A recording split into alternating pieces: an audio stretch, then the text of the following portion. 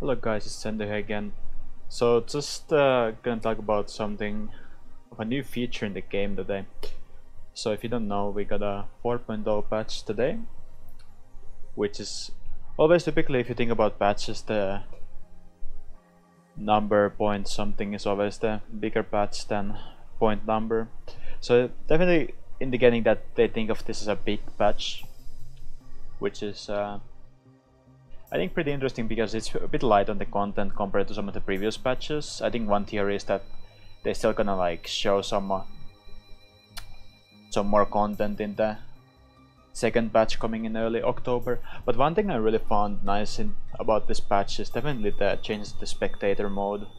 So we are just spectating a Colosseum game here to showcase you the changes.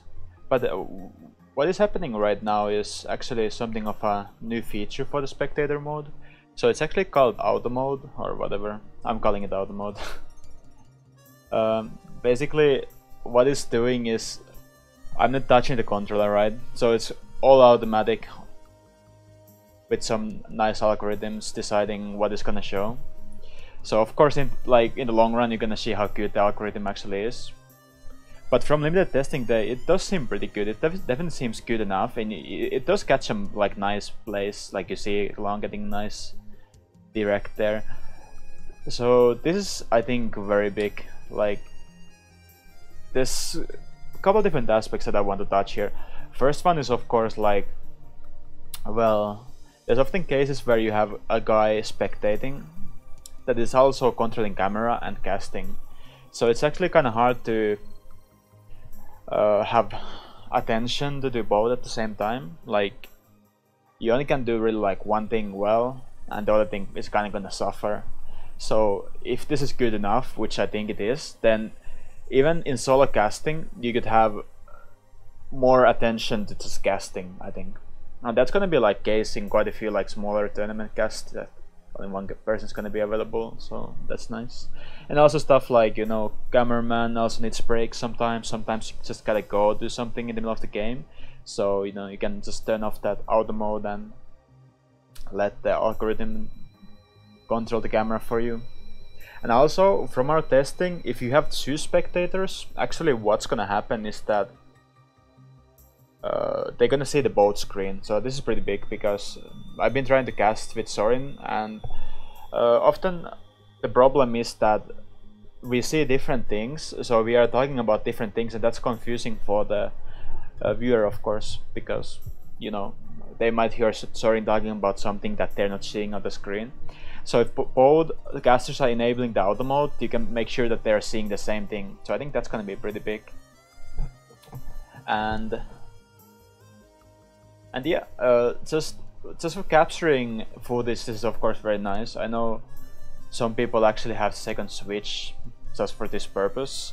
So, you know, just being able to capture that gameplay while you're playing and actually like having something else than just a top-down view is actually gonna be pretty nice, I think. Like I think this is working. Like I think this is like better than average camera control by the computer. Like, of course now it's kind of like missing the action there with the Rainmaker focusing on Nandas instead here, but it's still pretty good.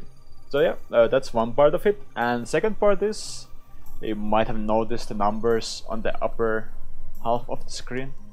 So we are seeing here that whoever's playing machine, I could check it out, but I'm just not gonna test the controller right now, has 8 kills and assists and 3 specials. Duelist or Judger on the same team has 6 kills and assists and 2 special, Blaster has 12.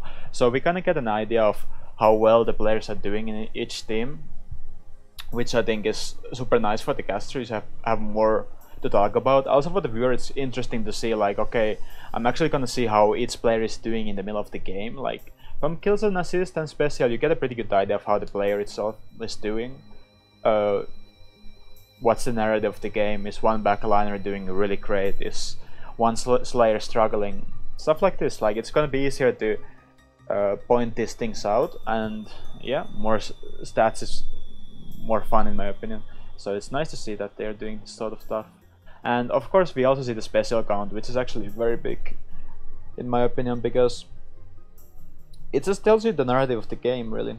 like we see what team is about to make a special push and what team is kind of struggling. Like it tells you so much more than you can just tell without seeing this information. So like here for example we see that the blue team has pretty close to all the specials, so that's probably gonna be pretty hard for someone to make the push here against all the specials that they are about to get, which ends up being the case. So just more info for the caster and just more things to talk about. This is actually really bad. I didn't know this was a thing, but I assume you can turn it off from Switch settings. I hope so. But yeah, I guess something to keep in mind. Yeah, that's definitely something you can turn off from the settings. So that's something to keep in mind if you turn the auto mode on like this and don't touch the controller. But yeah, that's spectator mode. In my opinion, this is the most important change in 4.0. Why? Because I think like as a competitive game, you gotta have a good spectator mode so it's interesting for people to watch, interesting for people to follow. So to me, spectator mode is always the basis and foundation of this, and I think they did a really good job of adding these two features to it, and it's definitely gonna make myself pretty happy as a caster. And yeah, that's about it for the video this time. Let me know what is your favorite addition of the 4.0 update. There was some other stuff like Splatfest was changed, but nothing crazy. But yeah, thanks for watching and see you guys next time.